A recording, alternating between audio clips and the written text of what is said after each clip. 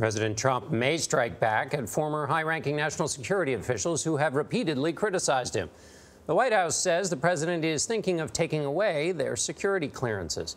Lawmakers say that would be an unprecedented move, making the clearance process political. Major Garrett is at the White House. Major, good morning.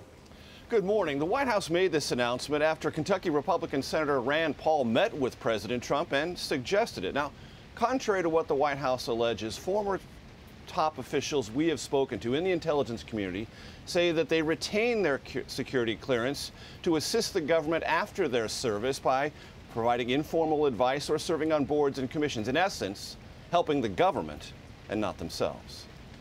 The president is exploring the mechanisms to remove security clearance because they've politicized and in some cases monetized their public service and security clearances. White House Press Secretary Sarah Huckabee Sanders said those officials include 6 former national security professionals who condemned President Trump's signals to Vladimir Putin on Russian interference in the 2016 campaign.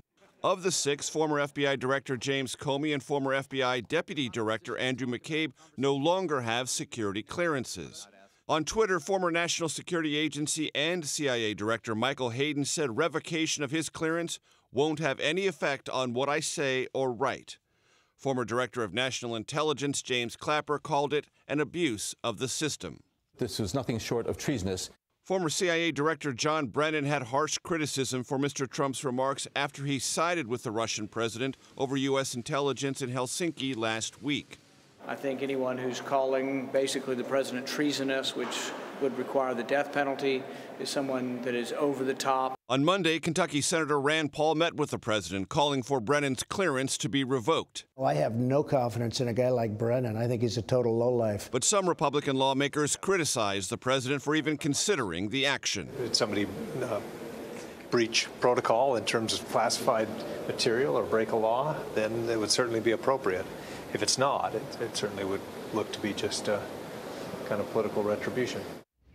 Maryland's Democratic Congressman Elijah Cummings sharply criticized the White House, reminding it that President Trump allowed former National Security Advisor Michael Flynn to keep his security clearance even after the Justice Department warned the White House that Flynn was under investigation for his contacts during the Trump transition with Russian officials. Gayle? All right, Major, thanks. Thank you. You know, you have the conservative Wall Street Journal editorial calling this the dumb idea of the week. It says it looks petty, essentially. Yeah, and use the word dumb in the headline.